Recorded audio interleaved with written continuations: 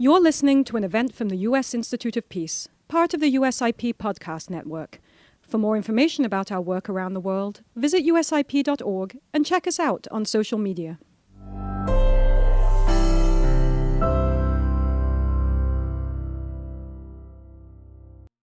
Of the affection and deep regard that Washington and the United States has for your country, that we are bringing in every chair we can find in the Institute to be with you this morning. My name is Lise Grande. I'm the head of the United States Institute of Peace. We were established by the U.S. Congress in 1984 as a nonpartisan public institution which is dedicated to helping prevent, mitigate, and resolve violent conflict abroad.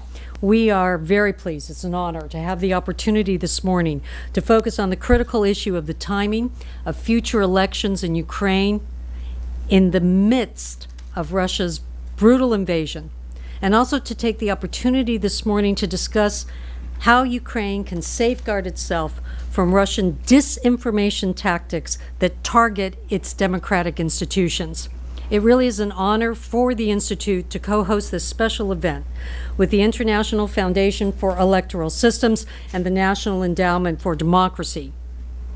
We are also honored, delighted to be here today with Ambassadors Markarova and Ambassador Bill Taylor, to have the board chair of OPORA, Dr. Aivazovska, and Peter Erben, who is the IFES country director in Ukraine. And we're really honored that the president and CEO of the National Endowment of Democracy, Damon Wilson, will be with us later in the event. It's truly inspiring, I think, for all of us, for the world, to witness the unwavering commitment of Ukrainian government leaders as they strive to implement historic electoral and democratic reforms, even as they fight to defend themselves from Russian aggression on the battlefield. The challenges and difficulties of enacting these reforms, which are fundamental to democracy, cannot be underestimated. Although fighting for their lives and the very existence of their country, Ukrainians are so committed to democracy and the democratic way of life, they are reforming their institutions to ensure that it thrives. We hope today that we learn about the challenges that are facing Ukraine and what all of us, international institutions, what America can do to support Ukraine's leaders as they work to strengthen their democracy and create a future in which competitive, fair, and free elections in Ukraine are possible. Ambassador, with your permission, may we invite you to the stage. All of us know that the most distinguished ambassador currently serving in Washington is the ambassador of Ukraine.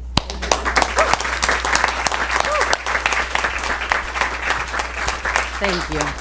Thank you, Lisa. You are too kind. First of all, thank you very much to the Institute of Peace, to NED, and to IFES. And not a lot of people know this is where I started my career a long time ago, at IFES. So to putting together this very timely event. And I will try to be brief and just tell you why I think it's actually very timely and why it's important to talk about it now, and what do we think about electoral process, when are we going to have it. I also want to acknowledge, before I start my remarks, that we have with us Andriana Susak, our veteran and active duty soldier. It's because of her and people like her, men and women who are on the front lines defending our freedom now, we can actually be here, discuss it, and do what we do. So thank you for your service, Adriana. So why is it on the 610th day of war we are gathering here to talk about elections? Well, first is because this is what we are fighting for. We are fighting, of course, for our independence. We are fighting for our loved ones, for our homes, for our territory. But we are also fighting for democracy. And we are fighting for the ability to be able to choose who we want to be in the government and to change these people on the regular basis. And this has been at core of Ukraine's fight during the past 32 years. So we had not only worked tirelessly to have free and fair elections in our country, but if you will analyze any revolution that we had, from the revolution on granite, which was for independence, to the Orange Revolution, which actually happened because our choice was stolen from us. It was not even because of one or another candidate. It was because we knew that this is how we voted, and the state tried to steal the choice from us.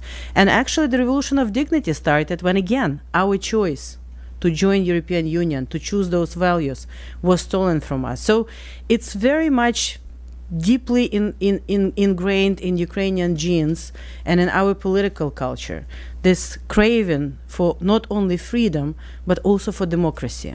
So that's why it's important that, you know, we are fighting for democracy, we are the front of democracy, and democracy is very important for us. And free and fair elections are a very important element of democracy.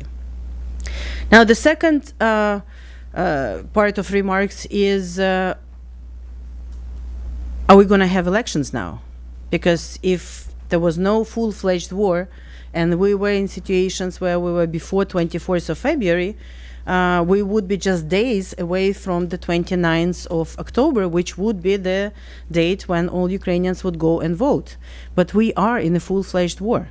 And in this war, where not only the war is going on all territory of Ukraine, the aggressor occupies right now more than 20% of our territory. There is active combat. There are more than or roughly 1 million people in the armed forces, in and out. There are more than 12 million of internally and externally displaced people, out of which more than 6 million are still outside of Ukraine. There are so many people that are abducted by Russians, you know, kidnapped, not only our children, but also. So in this situation, can we have the elections? Well, definitely not if you believe in free and fair elections. That's why our constitution is very clear on the fact that during the martial law, which is introduced when the full-fledged war is started, the elections are postponed. And we are not the only democracies who are doing it this way. If you will look at the history during the World War II, both France and Great Britain had to postpone their elections until the victory, because there is no way you can actually have people campaign and get a fair representation and fair chance at being elected. You cannot provide people safe way to go and elect other people. You cannot provide, you know, the credibility of the process during the war. That's why the sham referendums that Russia is conducting in 2014 in Crimea, or in 2022 and 23 at some other territories of Ukraine, they are what it is, sham referendums, and it's not an electoral process. But why are we talking about it now? Because as with everything else, of course, the priority number one is to win, and to win the war. And that's why, you know, the priority number one is weapons and financial support to Ukraine and more sanctions and isolations to Russia. But we also are thinking already how to win the peace. And that's why we're conducting all the reforms. That's why we're doing the reforms in judicial system and anti-corruption and the regulatory and other economic sector reforms. Because we know that in order to be able to win after we win the war, in order to be able to attract the business to come, in order to be able to be open as an economy, as a society, for everyone to join forces in rebuilding Ukraine, in order to be able to deliver to our people, we have to do it now. We have to prepare for that. We have to conduct the reforms now. And the same is true about the election. We cannot rest until we win. So yes, the elections are going to be when we can ensure the free and fair elections, but we should prepare for it. That's why at the embassy we are doing a lot in updating our registries and trying to get in contact with everyone who came here on different programs, and it's the same throughout the embassies, throughout the general consulates. That's why the Electoral Commission and the Parliament is working on whether we need to update the legislation. That's why we need to discuss what do we need to do better, how do we need to restore the process after we win, so that when that happens, and we have no doubt that we will win, we are prepared, we are ready, and we will continue as a European democratic country, hopefully soon member of the European Union and NATO. So that's why, again, I want to close with saying thank you for putting all your energy, brains, and efforts into this discussion. You have a great panel of discussants, and I'm sure you will learn a lot and you will enjoy a lot, and we will get more people to work on it. But let's also, if I can walk away with one message, is in weapons is what we need for free and fair elections now. It's the most critical need right now in order to be able to win faster. And if we can do that and we can liberate our territories faster, then we can move from discussing on how we will do it to actually doing it in the future. Thank you very much and have a great discussion.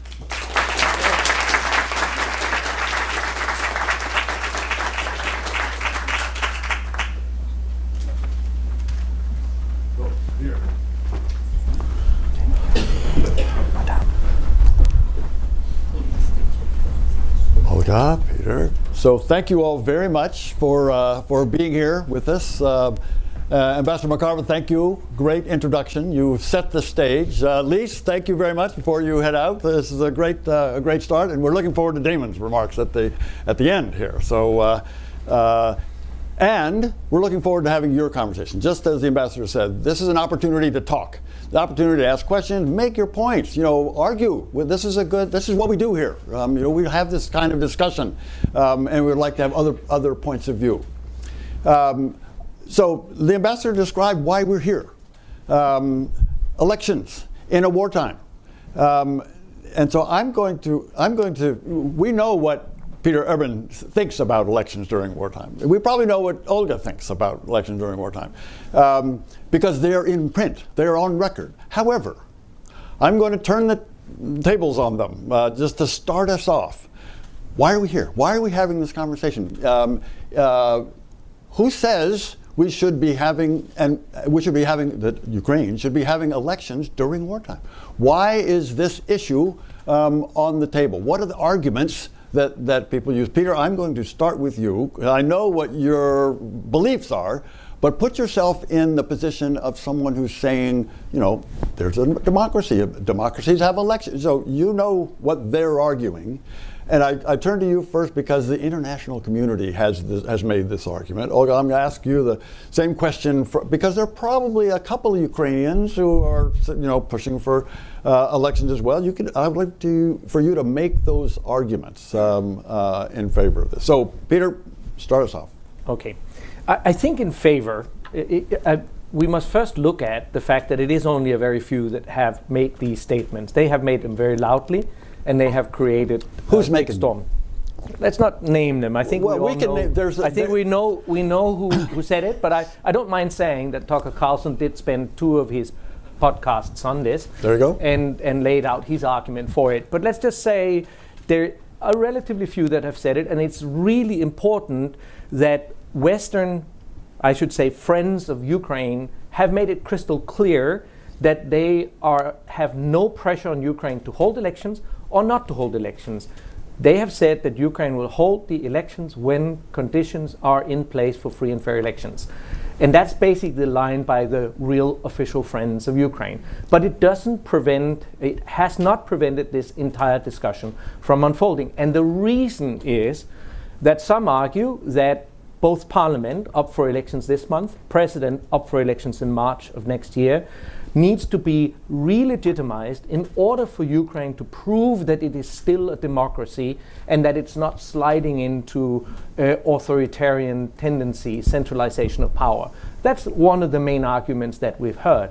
Another argument has been, admittedly, that next year there's elections in Russia and Putin might be re-elected in what I would also call sham elections, and that Zelensky might need to also be re-elected for those 2 leaders to be held up to each other. I think we can all agree that that's a ludicrous argument, but it is another one which is being made for Zelensky to be able to have that renewed and prolonged with 5 additional years mandate moving forward.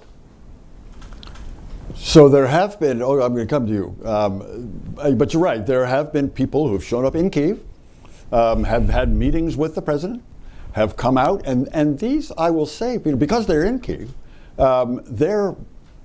they're supporters. They're supporters. I mean, they want Ukraine to win, just as the ambassador said. And they're convinced they will, and they're going to help get the weapons that the ambassador is talking about. So I'm talking about senior U.S. government officials from the Senate. Let's just be clear. One. And so what's his argument? What is he? Why did he come out and, you're not in his head, but why would someone come out and say that kind of make that suggestion? Well, he basically said that Ukraine, to prove that it's a democracy, needs to have its elections, even if during wartime. That was the statement. He made it twice. But again, I do think that if you look at this in a more nuanced manner, the statement is correct insofar that Ukraine must have its elections. The ambassador said so herself. But for those to be legitimate elections with credible outcomes, there needs to be different conditions than we see right now. And I think, in fact, it was impressive how the ambassador laid out the issue and pointed out the reasons why elections in the current state of war is very, very difficult. We're going to come to this. We're going to come to those arguments. So I'm sure we're going to get to those. Oh, so Ukrainians. There are a couple of Ukrainians. You've talked to them. Several people in this room have talked to them that say, we should have elections sometime soon. And they make the same argument that Peter just made. That is, we're a democracy.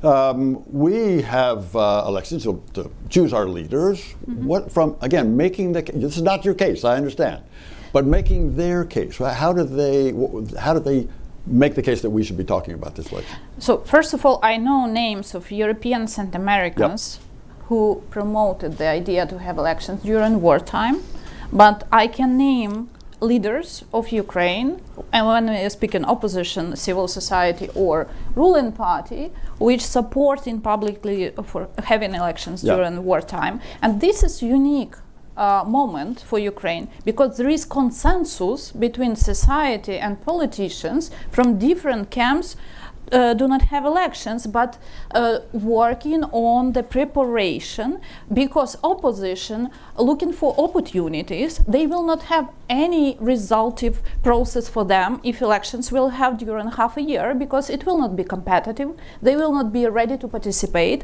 The same or not the same story for president, because he may have benefits from early elections next year because his rating is very high. But what about parliament? Parliament is under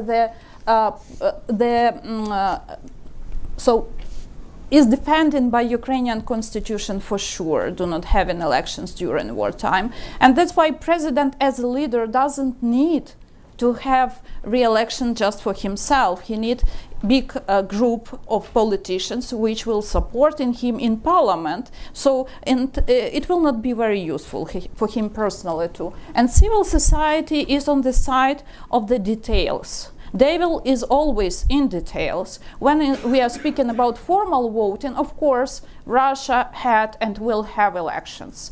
Belarus had and will have something like elections. But we don't think that they are democracies, And that's why voting is not about democracy. That's why civil society don't want to use double standards during wartime for having free and fair elections. We need free and fair. We don't need just election, just voting process as USSR had.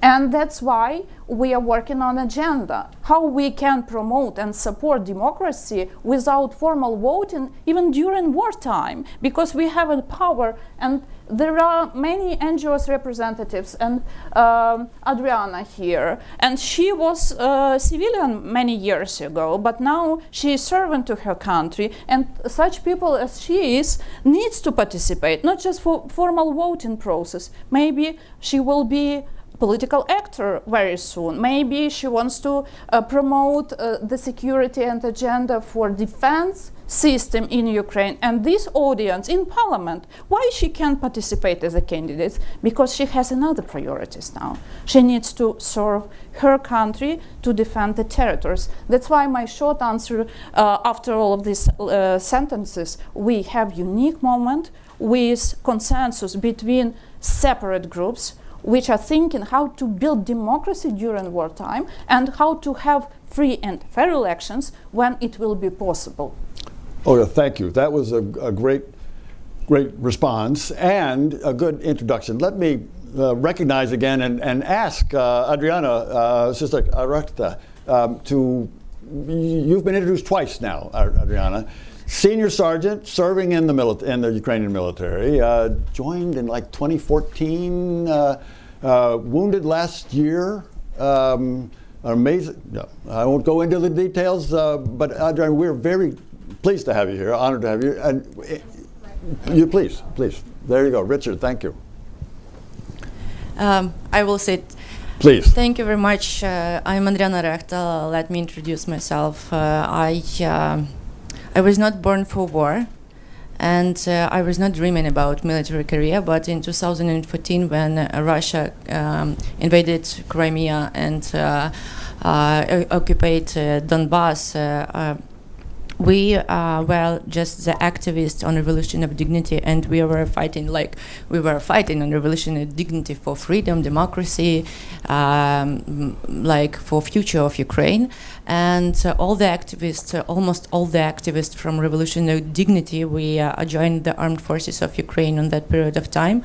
And we were moving to Luhansk and Donetsk region. And it's we are talking now about democracy, but about voting. And my first experience of voting on the front line was in 2014, when the presidential election was on 25th of May. We captured 13 Russian guys with gun. They were just moving to the polling station and beat people and take the bills. And it was like our first operation of military civilians on that period of time. And it was very interesting because on that presidential election, the activists who were fighting for democracy and best future for Ukraine were on the front line after revolution, and we were not voting on that period of time, but other people have. Now 2022 changed also the same situation. Almost all the public speakers, civilians like activists are now mobilized to armed forces of Ukraine. And 2 days ago here in the United States, I read Principles Before Politics. Our principles of armed forces of Ukraine is to save democracy, to protect democracy, to make democracy live in Ukraine, and then to make the chance to blooming and to have a future for democracy in Ukraine. Now the situation on the front line is very hard because the first line is burnt, heated. Russians heated not only military, like the first line of fighting, but also civilians, building hospitals and others.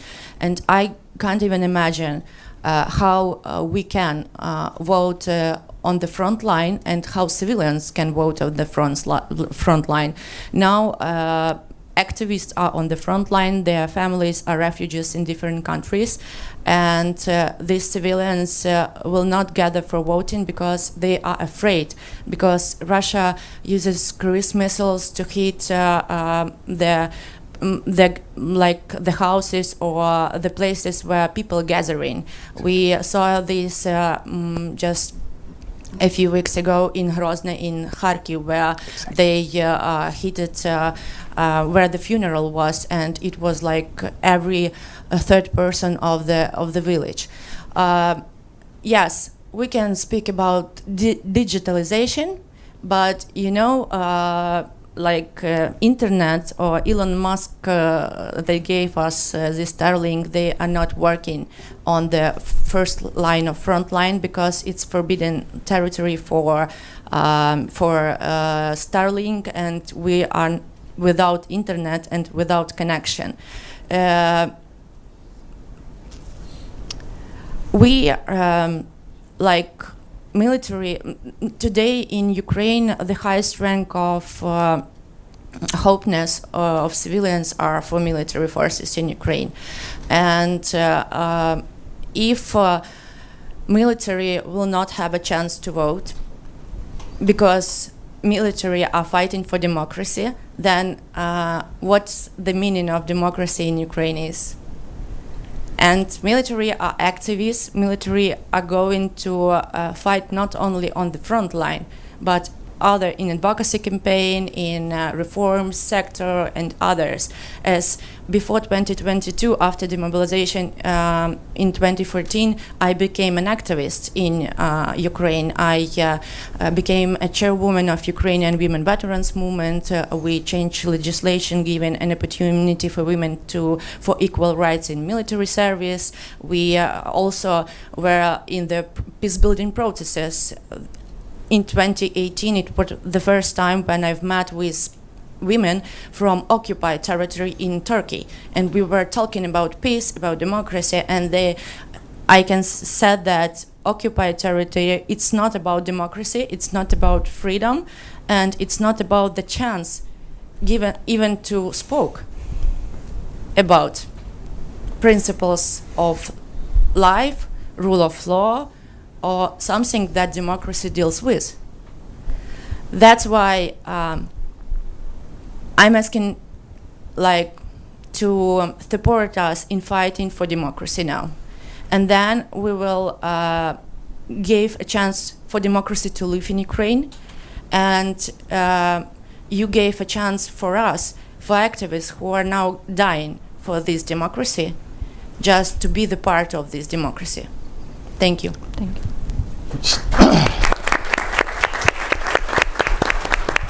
Sergeant Sysak, thank you. Thank you very much. You've given us a lot of those arguments that we were going to come back to. Peter wanted to say something right away after this. Please, go ahead, Peter. First and foremost, I want to thank you for your service, because you and your fellow soldiers protect us living in Kiev and see to that we can do what we do. It didn't happen without the soldiers. But I also think it's immensely important to look at this from the military's and from the soldiers' point of view.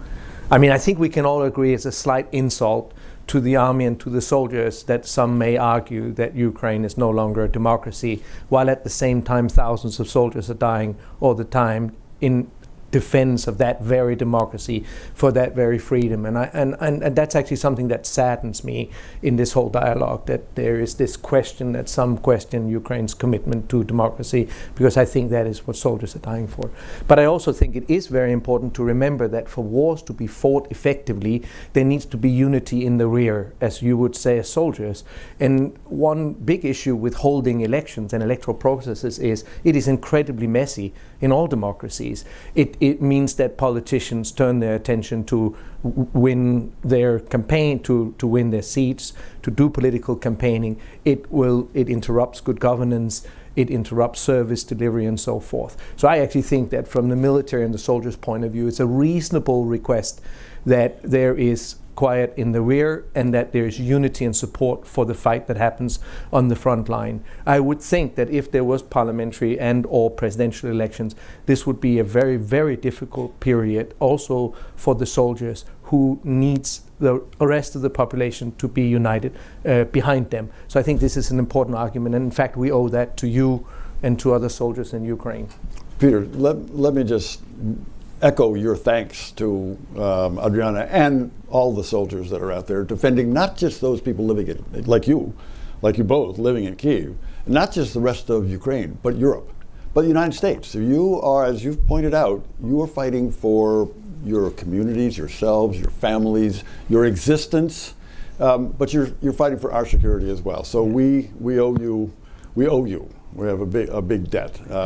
You've made on Peter's point about elections, and Peter knows something about elections. So I've worked with Peter Erben in many difficult situations, not just in Ukraine. I think we may have met in Afghanistan, and he's run elections in Iraq, and so he knows about elections. And his point about elections being, by definition, divisive. That's, there's one side and there's another side, or several sides, and they argue against each other and they point out problems. And the important thing that the ambassador led off with, the first priority is winning the war. And to win the war, we need the international community, Ukrainians need unity. No, that's exactly right. Olga, you've made this point as well. Any thoughts on, so we have two people who know a lot about elections and democracy. You've observed a lot of elections on this thing. Thoughts on this question of unity that both Adriana and Peter raised?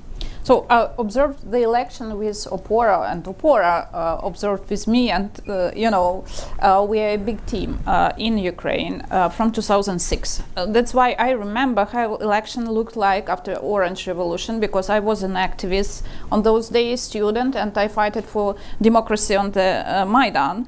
And then I became a member of election commission. That's why I know from the ground how the process looked like before all reforms, international support, plan of that realization, and so on and so forth. I remember the days when it wasn't important what society think about political agenda, about political actors, and so on and so forth, because it can be like a devil's agreement between authorities, president, his administration, militia, which is police now, and so on, and everything was happening according to their plan, except one. When people came to the street, nobody could stop that, because if you have millions of people which fighting for free and fair elections, not for money, not for social payments, for free and fair elections, and they staying there for months and months during very cold winter in Ukraine. We have minus 20 degrees by Celsius sometimes in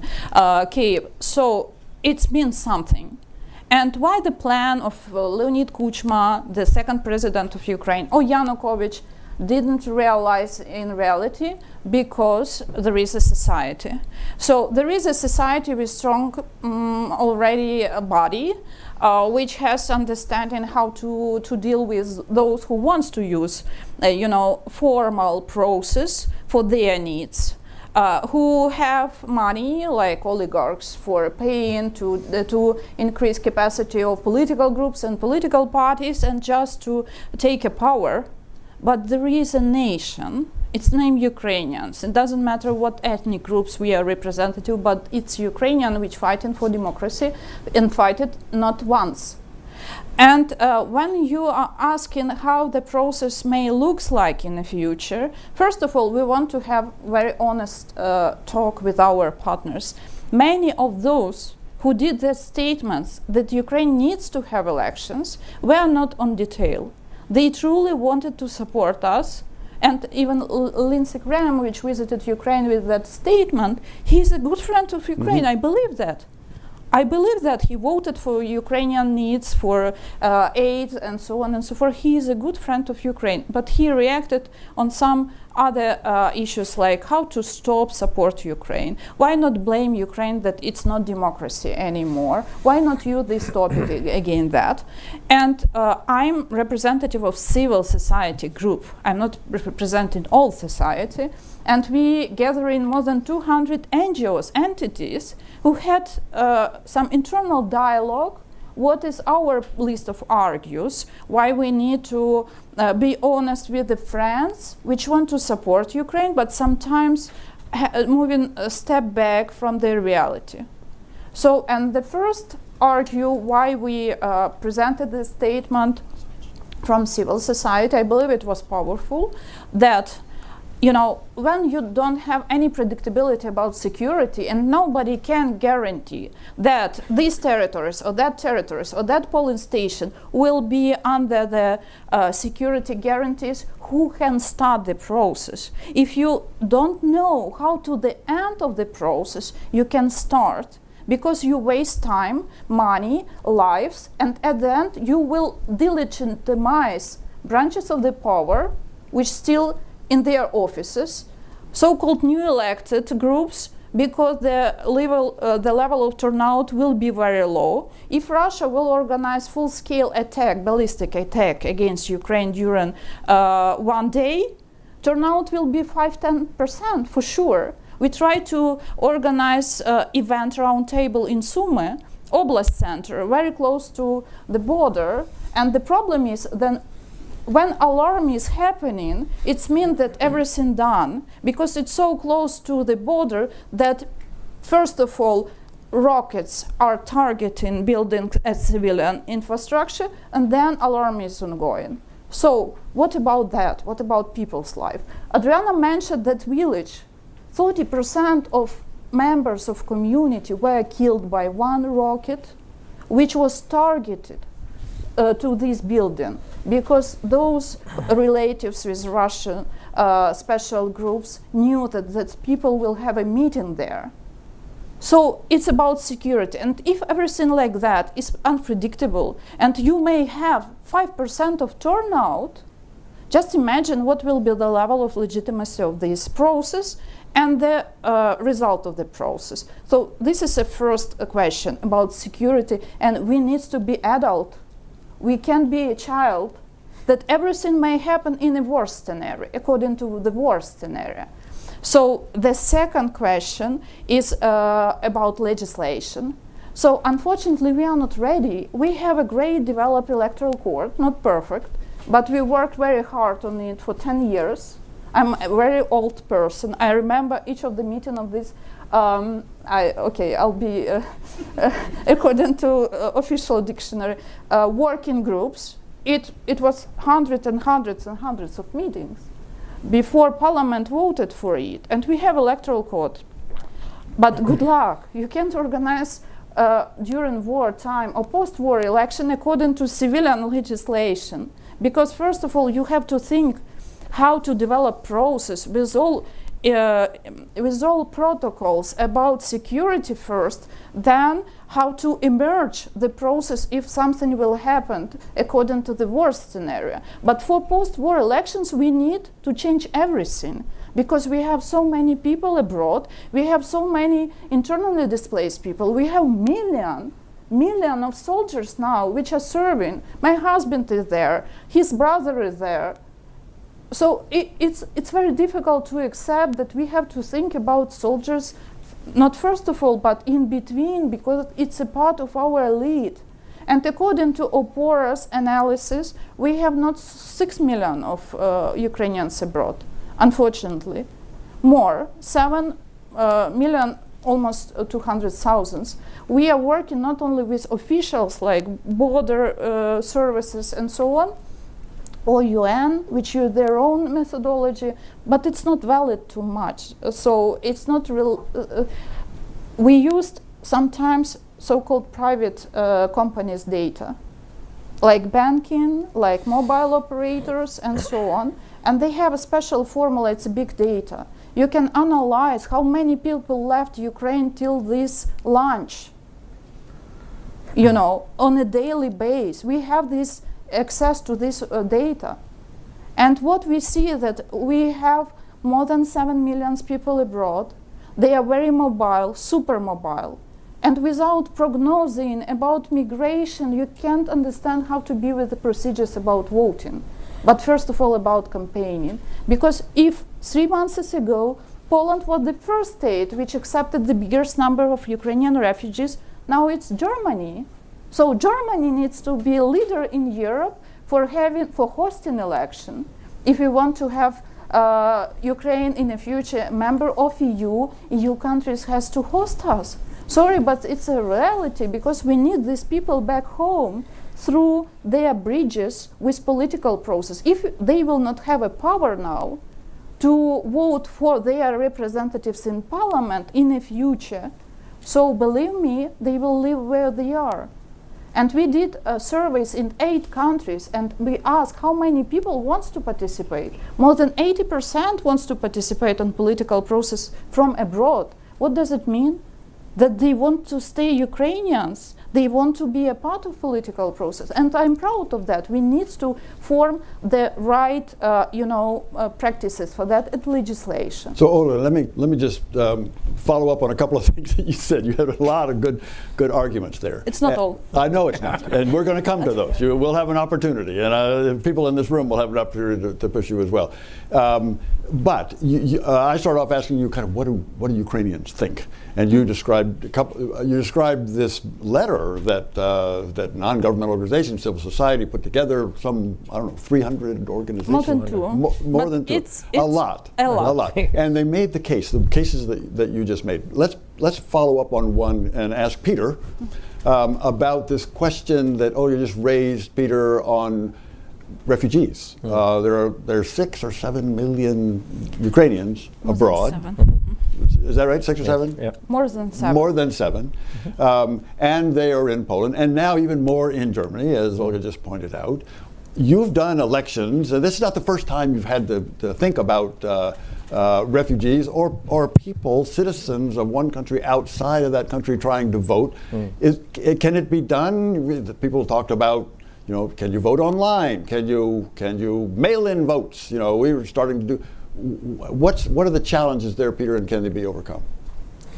So let me first say that this forum, because we also want to leave a little bit of space for questions. We do. We won't be able to go through the entire arguments that there is on wartime elections, but we're very fortunate that we have actually shared with you in print the very good statement by Olga and 200 NGOs expressing this resistance against wartime elections.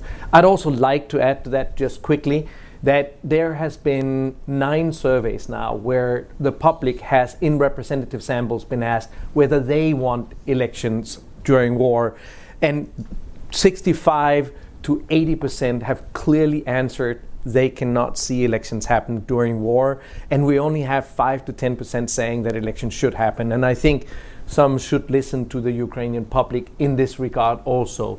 So civil society and the Ukrainian public are absolutely united against the holding of elections during war, because they simply can't imagine that elections would take place at the same time as missiles and drones are flying over the country. But the case in that is well laid out in the statement, and it is available to all of you.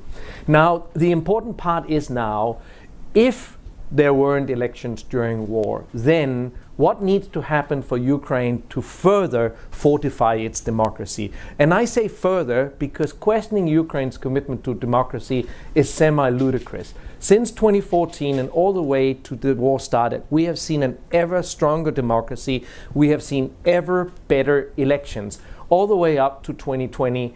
And all observer reports recognize that the elections have been improved for every time there was one. In fact, Ukraine can pride itself with the fact that it handed over power from one president to another without any challenge. Nobody blamed the machines or said the results were fraudulent. There was a peaceful transfer of power from one president to the other after a very competitive election. Same for parliament. Ukraine should be proud of that, and we should recognize it.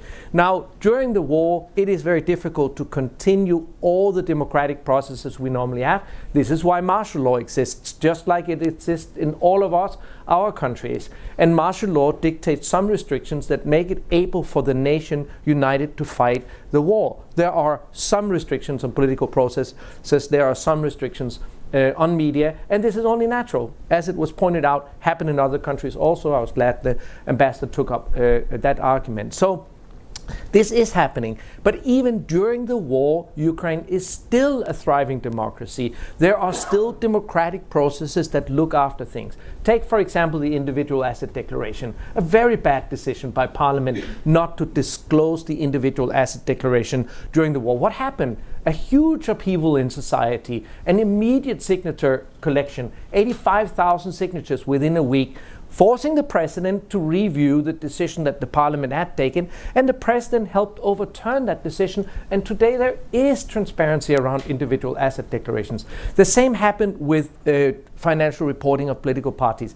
The political parties somewhat, should we say, resisted restarting transparent political reporting of their finances. Huge upheaval, lots of pressure, international friends pressures inside Ukraine society. Today you can go online and you can see the finances of political parties on the online system that, by the way, IFES has helped establish together with the Ukrainian institutions. It's there. There are very healthy democratic processes in place. However, there are still needs, and you will see the Ukrainian public.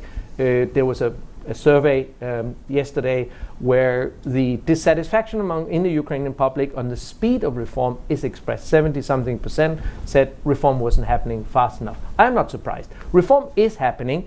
It could be faster. And we, as we say in our roadmap, feel that the electoral reform, preparing for the eventual elections that must happen, has somewhat stalled. So part of our advocacy that Olga and I are here for is to tell everyone, also Ukrainians, through every mechanism available, that we must restart electoral reform. There are many things that can be done now, and the most important one is the one you asked me about, namely enfranchising all of those that are most affected by this war to vote. That includes the 6 to 7 million Ukrainians abroad. It includes millions of Ukrainians that are displaced inside Ukraine. It includes soldiers that we would also like to have a possibility to both run as candidates and to vote. Now, we have run elections for very large groups of people abroad. Most notably, maybe after the Iraq war. The international community helped Iraq see to that its very large refugee body had access to vote. The International Foundation for Election Systems that I represent was called upon to lead this process. I directed it, and we held elections in 14 countries around the world within 72 days, so a very narrow window of preparation. It is absolutely possible. In fact, there were polling stations for Iraqis all over the United States. And there were polling stations for Iraqis all over Iran, and United Arab Emirates, and Syria, and Denmark, and Sweden, and many countries throughout the world. And that election took place and it worked well. But the legislation is not ready in Ukraine to do this. There has been no progress on considering how should we hold elections for the people abroad. Currently, the legislation only allows for voting on election day in diplomatic representations. And obviously we can all see that those that are in Poland will not fit into the few places, 4 places in Poland, that currently are allowed to hold these elections. Olga has calculated that we need 400 polling stations throughout Poland and thousands of polling stations throughout Europe and the United States. That needs to be legislated. IFES has done a very thorough study of out-of-country voting for Ukraine. What are the problems? What are the challenges? Where are people? What methodologies might be available to allow these people to vote? We have made recommendations, but we have not told Ukraine, as we shouldn't, which of these recommendations to take. We need Ukrainian elites to refocus, restart electoral reform, and answer a range of issues, including the biggest of all, how we make people that are displaced vote. This is also why Olga and I, last week, in preparation for this visit, released our joint roadmap, which lays it out very clearly what are the main things that need to happen for Ukraine to prepare for the best possible elections when conditions allow. And these should be elections, the ambassador said it well, that are least disruptive of the fundamental rebuilding of Ukraine that must take place. Elections in the middle of rebuilding a country after war is a very, very difficult thing to do. So we need to prepare well. So what we call upon Ukrainian elites to do is to restart and work hard on getting ready for these elections through electoral reform, including legislation that allows for Ukraine to vote all over the world. Thank you both. One last question for me, and then to the people in this room who've got questions about these elections. Some of the arguments are that, well, in the United States during World War II, you knew this was coming. Mm-hmm. We had elections.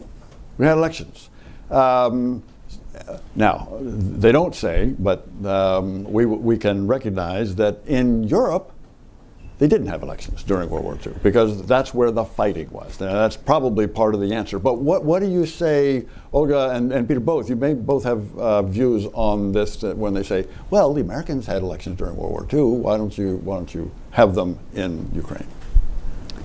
World War II happened many decades ago. So, and we have more challenges that we had before. It's about soft power, it's about cyberspace, it's about physical insecurity and so on. But sorry, you didn't have rockets and ballistic attacks here in the US. That's why it's not a case at all. Even in UK, it was like political consensus, do not re-elect all parliament, and they had the same parliament for 10 years. I don't want to have the same parliament for 10 years, but I have to serve my democracy to have their realistic, active political process when parliament will play a role. not will be just a puppets of someone without any capacity to build democracy in Ukraine, to promote programs and solving the issues with post-war Ukraine. And I don't want to have uncompetitive presidential election, because president will win for 100% if elections will happen next year, because of high level of support him personally, because of unity of nation, and so on. But it doesn't mean that it's a good scenario, because I believe that through political competition, he will have a right to use this mandate during the next 5 years. Without political competition, he will take all responsibility about win-win story, about losing the territories, about losing the lives. And then people have to say, are we going to give him more 5 years in office or not?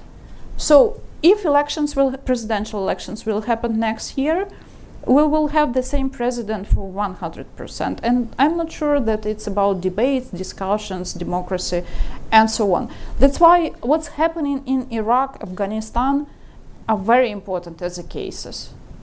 But Ukraine became electoral democracy with the same level of the capability as very well developed EU countries. According to the Economist ratings, Ukraine has a higher score than Poland, Hungary, and many other EU, not many, but some other EU states. So what we had as a strong position in Ukraine, comparably to a rule of law issue, that we had political competition when nobody has all power, because they knew that people will be active for sure. When Kuchma, Yanukovych wanted to stolen the right of people to have influence, because elections is about influence. It's not about ballots. Let's be honest. When they tried to stolen this right to manage the story, to manage the country, people came to the street. And I believe such personalities as Adriana, we have millions like her. So she may be died a few months ago. She has her health issue now, but she was participating in liberation on Kharkivska Oblast, when all of us, all of our partners, were happy that Ukraine liberated huge territories during days. Absolutely. Now absolutely. So we have to understand. Yeah. Let's try to use that cases which relevant to our situation and 21st century. Exactly. Peter, anything to add on that? Then, No, if I and then yield- as soon as you finish, then we will go to the... Let me yield to the audience. It'll yield to the audience. Okay, very good. All right. Questions for Olga, for Peter? Yes, ma'am. So introduce yourselves, address it to one or the other, and we'll go from there. Do you want a mic? Yes. Thank you, Ellie. Yeah. Hello, my name is Dr. Irene Gonzalez. I am CEO from CIFAI. And my question is the following. Based on media, reputable media such as the New York Times, the Washington Post, they are reporting recently that there is a group on the military with people that are from the ultra-right, that now they are joining Ukrainian forces, military forces, to help in the war. My question is, this is very important because this is the ultra-right, it's when there is a extremism in the type of politics and so on. So how, if there are elections, they are helping with the war. So are they going to be excluded? Are they going to be part of that? Or is this a way for them to push into their political thinking by helping in the war? It's kind of... It's a good question. It's a good question. Yes, please. Olga, you want to I answer have that? an answer because I'm listening to this question from 2014. It's not new. And it was used by Russian propaganda many times, that Ukraine is nationalist society, we have so strong support fascists, we have so strong support of far-right groups and so on. In 2014, when we had Revolution of Dignity, football fans, that mostly football fans has this far-right position, supported Ukrainian protest. And they were so-called far right sector group, which Russians used against Ukraine, that this group is so powerful, they will take all parliament, all seats in parliament, and that's why Ukraine is moving to this direction. Sorry, you know how many seats they had? None. And they had support only less than 2% of Ukrainian voters in 2014 when we had parliamentary and presidential election. And their leader didn't have any opportunity to be on this high level part of the rating. So that's why each country has far right, far left, and others. And it's okay if they are not having, if they are not using their guns, I don't know, and other things, tools for taking power. It's not about coup. We will not have like that for sure. And these far right groups are everywhere. Around Europe. Around Europe, exactly. And many European nations, Peter, you can speak this better than I, have much higher than 2%. Yes. I actually think that, again, democracy will take care of this. This is the wonderful thing about democracy. I don't think that the far right has a very significant stronghold in Ukraine, far less than in some other nations within the European Union itself. And I think that Ukraine will be perfectly able to handle that. It is true that a lot of people that may have future political ambitions are now associating themselves with the army, because clearly army credentials is going to be part of the political campaigns that we see in the future. So there is that association, and the far right is not alone. I mean, a lot of people are joining the army now for all the right reasons, and it will certainly be a very strong part of any campaign that they may lead in the future, and that's good for them. I mean, I have no issue with that at all. Of course, many Ukrainians are looking at some of the current army leadership and asking themselves, once this war is over, might they retire and consider a life in politics? They have not said so, but this is something that's part of the discourse. But that's all a good thing, as long as it happens in a legal manner. And a very important part of that when it comes to the army is, of course, that the army can only participate so much under the legal framework that Ukraine has, which is vanilla and similar to the legal frameworks we have. We want the generals to focus on winning the war now. Which they are. Which they are. And absolutely are. And then politics can come thereafter. Absolutely. Okay, I'm going to go to this side here and coming back. Yes, ma'am. Thank you so much. My name is Sandra, and I'm part of the Learning Evaluation and Research Team here at USIP. I'm very convinced by the argument that to re-legitimize in times of conflict, in times of war, is to really delegitimize, because you can't have a free and fair election. However, I'd like to ask a question to help you kind of think through the future. I'm hoping, of course, for the conflict not to continue any longer. But in case it does, at what point does democracy erode? So I'm thinking about the case of South Sudan, which is nowhere near where Ukraine's democracy is. I would say South Sudan is more of a kleptocracy than anything else. But we've been postponing elections because of conflict, because of the civil war.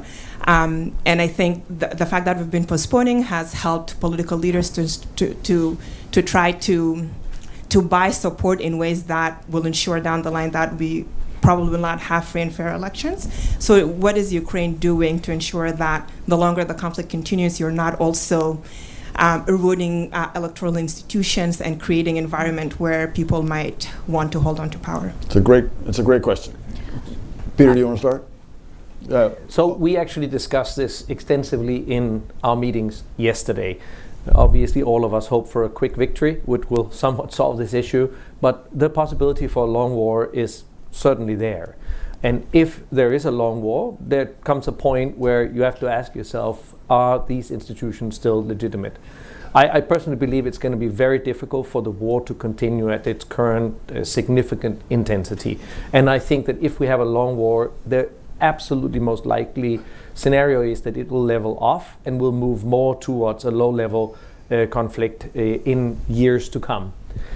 I believe that there will come a time when the environment is more conducive for the holding of an election.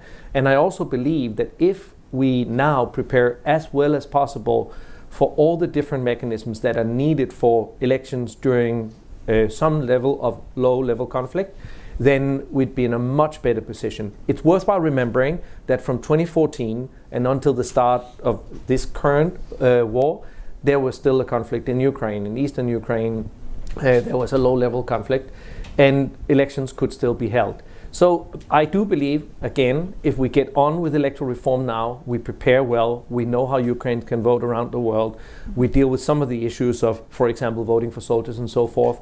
When this war levels off, and if it's a long war, then certainly we should continuously consider when is it time to have an election, when can we have an election that will lead to credible outcomes. So I have to add that it's a good time for having reforms, for sure. More than 86% of Ukrainians wants to be a member of EU, wants to see Ukraine as a member of EU. And this type of roadmaps or opening the negotiation, which will happen, I hope so, in December, will help us to do reform even during wartime. And let's talk honestly that we need influence, we need safe and defense influence of society. We need developed judicial system for sure, because it's about everything. It's about how to manage the state according to constitution, even during martial law period, without any misusing of this source of power. And we have to speak about freedom of speech, about human rights, but opening the negotiation for Ukraine about membership in EU is a very strong tool, because none in Ukraine will step back when we are speaking about society, about this part of the future of Ukraine. We did a survey, I have to name 3 points which are not negotiable at all from the side of civil society if we will have so-called peace talks with Russia. And 1 point, it's about EU membership. The second, it's about NATO membership. The third, it's about territories. So the total majority, more than 96% of Ukrainians said openly, we not ready to have compromises, but sometimes state has to do step back, for example, to exchange the soldiers in between sides, or having military, having humanitarian corridors for civilians and so on. So it's negotiable, but there are 3 topics which are not negotiable. So if we have already so strong tools for having Ukraine in so-called Copenhagen standards and principles, a framework, it's already working on our side.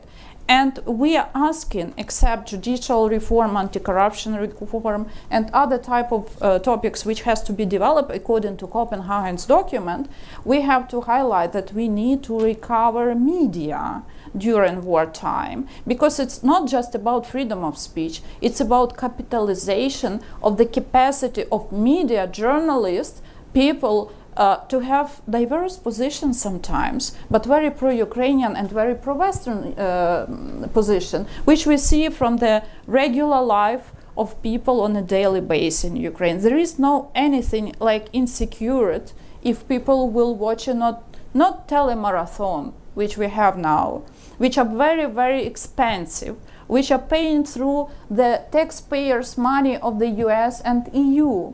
Because you are helping us with financial aid. That's why telemarathon somehow paying through this money too. Let's step back from this practice, it's bad practice. Let's focus on public broadcasting TV, which already was developed, and we need to use these opportunities of wartime to increase capacity of public broadcasting in Ukraine. Very good. You always get a lot of good things in there, Olga. In addition to a good question, and I was very interested in that survey. So no compromise on EU, no compromise on NATO, no compromise on territory. Something depends on you. It does depend on us. We need to help them. So I'm going to go to this side and then back to this side, sir. And Ellie, the next one will be over here. Larry Garber, independent consultant. 3 points. First, I've made privately to Peter, but I'll repeat here. The U.S.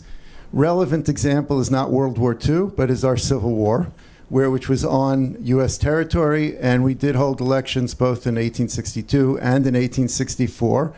And we held elections in which today we all assume that Lincoln won, and it was preordained. It wasn't preordained. Lincoln himself had doubts whether he would win that election. So just as a historical example, it's worth reflecting on that, and particularly if you're talking to American audiences who do have some historical memory, not just back to World War II, but even back to the Maybe not as much as you do, but, but there is that. That's a good point. Second is, I think, in some ways, again, in terms of a response to the discussion, Peter and Olga and others in the IFES community and broader have been a victim of their success, because the reflection is that we did hold elections, or elections were held in war times recently, so in the 21st century, and Afghanistan and Iraq are used. And again, we may have created a beast that we no longer control, but again, that has to be responded to, and I think you did a good job of distinguishing between Ukraine and Afghanistan and Iraq, and many of us have doubts whether those elections were worth holding in retrospect, given the circumstances under which they were taken. But again, that's part of the public conscience. So again, just to keep that in mind in the conversation. The third point is, I get a little concerned when you talk about unity of purpose, and I understand that concept in the military reality, but there also is the question of, and the last question I think got to it, is when you give the population, including the people who are on the front lines, the opportunity to voice their views on, whether we've accomplished our goals, whether we should make some compromises, and how do we know when that time is right? And I don't think there's a precise answer to it, but I don't think it's basically just saying we need unity of purpose as a way to say we can't have elections. I think Peter was getting to it a little bit when we talked about the difference between the type of war that's being fought now and maybe what would be a long war. But I think we need to have specific conditions for when we would say, yes, this is transformed from a context in which we don't think elections are wise to a time when, elections are maybe necessary. Larry, thank you. Even during war. Very thoughtful points. Any comments? Why don't we you want to take more? thank you, Larry. Good. We'll hang on to those. This is very good. Good. Yes, ma'am. Right. Thank you, Kurtika. Kurtika's got the mic for you. Hi. Hang on to those points. Very good points, though, Larry. Thanks. Eva Busha, Regional Director for Eurasia at NDI. Peter and Olga, thank you so much. Thank you for the hard work you're doing. Thank you for all the analysis. And I wonder if you could take us through, I've been going to conferences recently, OGP in Tallinn and around town. And one of the things that people are arguing is that electronic voting, like particularly the potential of the DIA app for addressing some of the security concerns and also some of the issues around the logistics. Could you take us through the reasons why this is not a good idea and this is not a solution? Mm-hmm. Thank you. So why don't we do both of those? Any comments on Larry Garber and this question about, Peter? So as to Larry's last point, as I've said, if this is a long war, there's going to come a point where we need to look at what is possible. But certainly, we need to get on with the electoral reforms that will build the basis for the holding of elections under more difficult circumstances than absolute peace. And I'd like to stress again that Ukraine has held several very good elections, even while it was still in conflict in the Donbass. I also must say that Ukraine has extremely advanced public opinion polling. We see again and again that whatever results come out of these representative samples is exactly what happens in reality. So this is a very developed environment, not like some of the other we worked in. So when Ukrainians say to the tune of 70-something% they're not happy with reform in general, the speed of reform in general, it really is so. There's a very, very advanced system, and some of my colleagues here, NDI, IRI, others, are a part of that complex of opinion polling. So we have a pretty good idea about where Ukraine is on issues. And we know, as I said, that 65 to 80% of Ukrainians do not want elections during war. And I think that's a reasonably informed opinion of theirs. As to the issue of the use of internet voting as a part solution to this, it is, of course, a very tempting thing to think about. It's a very difficult issue to discuss. I mean, we should take another hour on that. But the reality of it is that internet voting at the national level is only used by two nations at this moment, and it still has significant problems in implementation. So the systems that we see for internet voting, even when great effort is made, still fail as in its functionality. And recently, Western Australia had elections with some of the most advanced internet voting systems. The election completely failed and had to be rerun. I mean, you can only imagine what that would mean to an election in Ukraine. And let's remember that Western Australia does not have a war going on with the largest cyber villain in the world, right?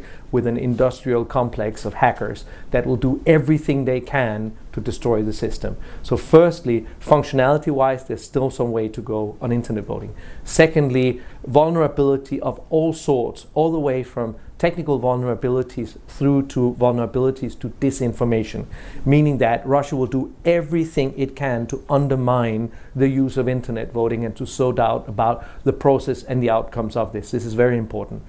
And thirdly, which opinion polling also clearly shows in Ukraine and across the world, people don't trust internet voting as a way in which to select to distribute ultimate power. So the trust issue is still a very, very big issue. And even the Ministry of Digital Transformation, Minister Fedorov, who I have talked to repeatedly on this issue, acknowledges that within Ukraine society, there's still great doubt about whether internet voting would be a safe way in which to elect leaders. Now, Ukraine has done an amazing effort on DIA. They have accelerated e-government like no one else and under very difficult circumstances. There are other countries that have very good e-government, but DIA certainly has gotten a life of its own, and they've been extremely good at promoting it in Ukraine and abroad. But still, the demography of people that sign up for DIA is still relatively young, and there's not full implementation of DIA at this point. So not everybody is on it. It's a government-controlled system. It has been developed by elected officials who may themselves have political ambitions.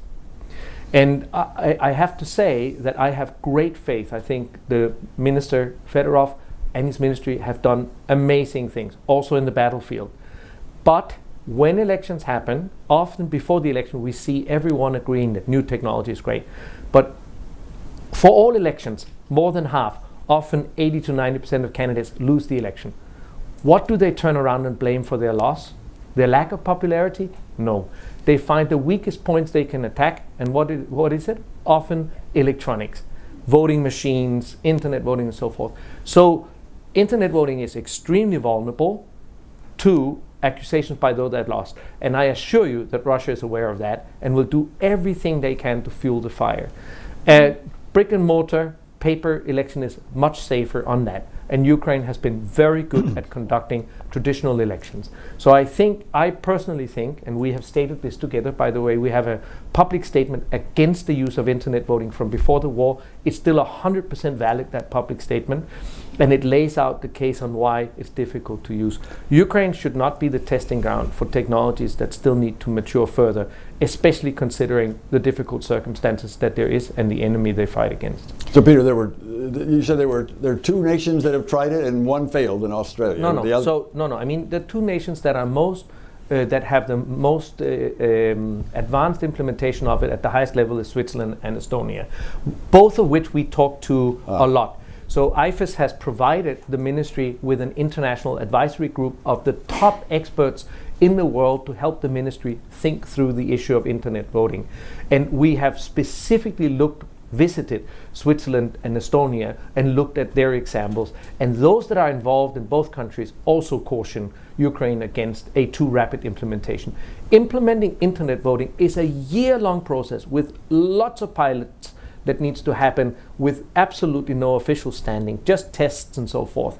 And it'll take a lot of effort to make that happen. By the way, the Ministry of Digital Transformation has told me that they are putting their internet project on hold because they're busy fighting the war. They are behind the army of drones, and if I could choose on any day whether the minister and the ministry would focus on the army of drones or on developing technology that other countries are not using, almost no countries within the EU uses internet voting, then I'd prefer that the ministry focuses on winning the war so that we have a democracy to have elections. Absolutely. Oh, you want to say anything on that? My what I'm looking for when we are speaking about technologies in elections. First of all, we will open Pandora box because it will be one system which can be targeted by Russia or bad people, like, I don't know, maybe Iranian hackers or from China, very well developed in technologies people. And what will happen at the end? We will lose a chance to have new elected bodies because the trust to this process and the results will be very low. It's Pandora box because now we have diversity of the process with polling station, ballots, logistical processes and so on, and it's saving us. It's saving because nobody can target in one day all the system on paper in 26,000 of polling station. It's about diversity. Diversity is better than to have one target, especially on this crucial period.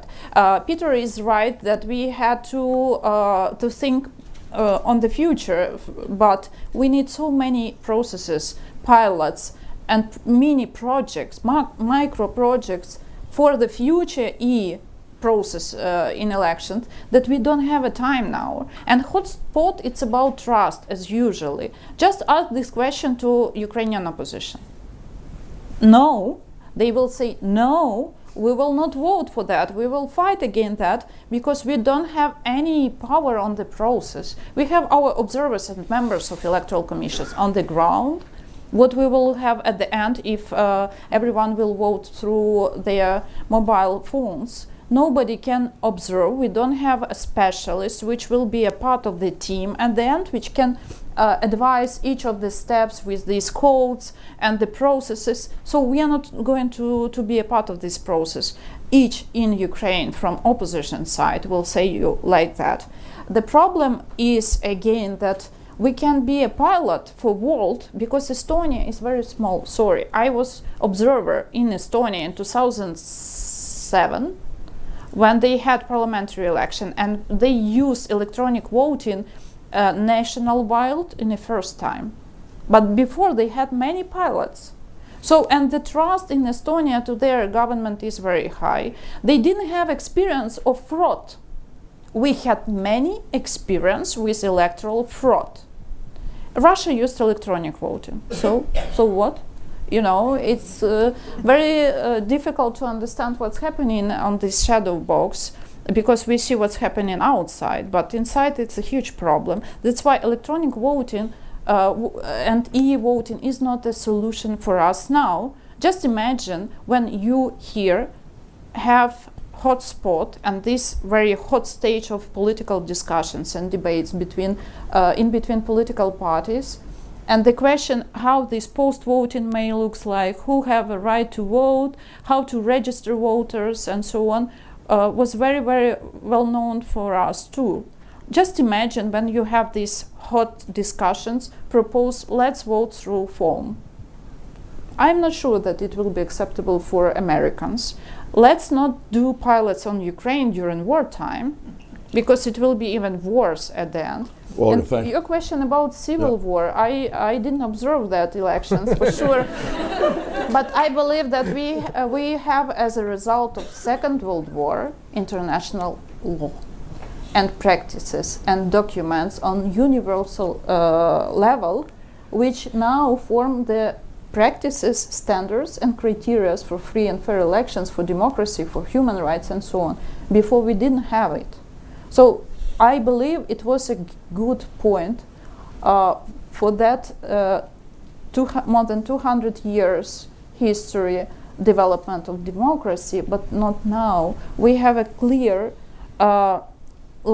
indicators. What does it mean good elections in Ukraine? It's about constitution, it's about big book named Electoral Code, it's about Copenhagen standards, it's about Venice Commission Code of Good Practices, and nobody had it before Second World War. Let's be honest, we are doing level up after that tragical history of the world, and elections what we have in on the 20th century, 24th century are not the same as it was before. I heard that it was a problem here to have voter bribery. I read about that from the history. I'm not sure it's okay for now. True? And it's not okay for my country too. Let's be honest that democracy is developing each year, each century, and not take into account just processes which looked like elections, but from the perspective of 21st century, it's not relevant too much. Olga, thank you. Thank you very much. Because war was a norm for world on those days. So I am going to notice the time, and and I'm looking forward to Damon's wrap-up here. Great conversation, a great set of questions, good answers on those questions. But Damon, as the head of the National Endowment for Democracy, we have IRI and NDI here and other elements of it. I'm very pleased that you can be here. Great to co-sponsor with you, and over to you. Bill, thank you so much. I'll be very brief, but first of all, Peter, thank you for the expertise that you personally, that IFAS brings to this equation to level set around what we see records around the world. Olga, for representing what is so critical here, the agency of Ukrainian civic groups, not just to wait for politicians and government to figure this out, but to lead on this issue. And you've got that track record of credibility behind it, Olga. And Bill, Ambassador Taylor, for your championing of U.S. support for Ukraine's democracy over time. Really, thank you. I'm going to close just by, we heard Ambassador Markarova at the beginning remind us that let's not lose sight. This is what Ukrainians are fighting for. So let's not get blinded by the reality right in front of us that Ukrainians are driven for freedom and democracy. Adriana said, coming from the front lines, that principles before politics. So we see civil society, we see politicians, we see diplomats, governments, international support groups agreeing. It's a mistake to think about this right now. We need to listen to you. We need to listen to that. It's not a black and white issue.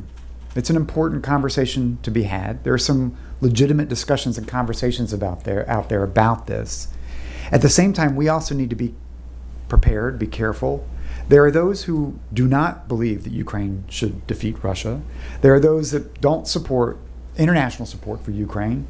And there are pretty sophisticated misinformation, Russian information campaigns that are looking for the weak points to leverage and cudgel against to undermine the support that is required. And this is potentially one of those issues. So it's important that we have an open, honest conversation. We face the reality of the issues, but we stay laser focused on what we hear from Ukrainians that have sacrificed so much for democracy. I think we have seen Ukrainians demonstrate how far they will go to be able to determine their own future, from an Orange Revolution to Euromaidan, to what we see in the defense of freedom today. I think your desire for democracy cannot be questioned. We do have IRI and NDI with us, even in their own surveys. I think you've mentioned it.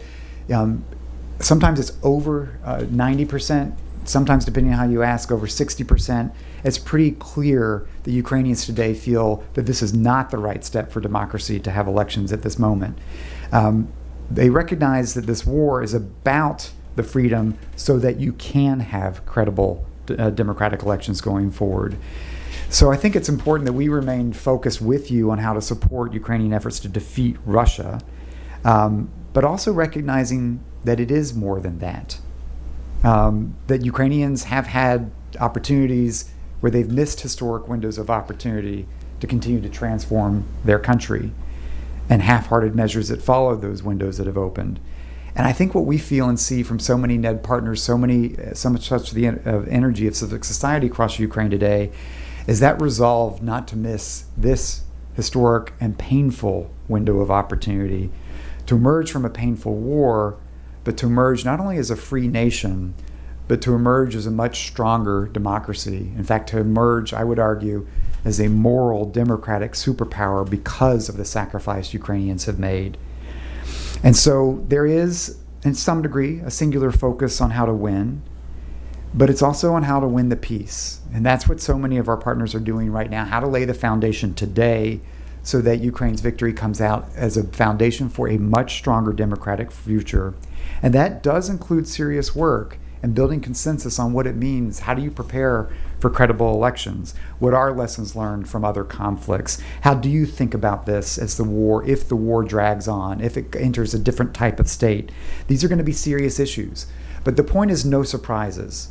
A surprise announcement from a government would be disastrous on this for the unity that is the purpose that's needed. But working to build consensus among civil society, political parties, those that would be candidates, the governments, on when those conditions come together, when that makes sense, and gaining the backing of international democratic supporters who will have to help with the financing to execute this. So the endowment has been with Ukrainians in dark days. We started our support for Ukrainian civic life in 1989, before the independence of Ukraine. We've seen difficult dark days with our partners around the world, and we've seen how civil society has risen to the challenge. Our core institutes, others representing labor, business associations, independent groups, to work to safeguard their own freedom, to build the integrity of democratic processes, and really to push Ukraine to meet and start to exceed international democratic standards. So I think I would just close by saying many of us here in this room, certainly in the endowment family, we're going to stand by your side as you figure this out, knowing that the most effective accountability mechanisms will be the empowerment of Ukrainian people to hold their own government, their own leaders to account. That's what you're actually fighting for. And we'll stand by your side and support you as you determine that pathway, as you lead the way. So thank you for being here for the conversation. Thank you for hosting us at USIP. It's an honor to be with you. It's great to be a co-sponsor. Thank you. Thank you, Ned. Thank you very much. Thank you. Thank you all for being here. Continue. These guys are not going anywhere. You've got questions for them or for Damon Wilson as well. Thank you all very much for being here. Thank you for listening to this event. If you'd like to listen to more events or explore our other podcasts, visit usip.org/podcasts.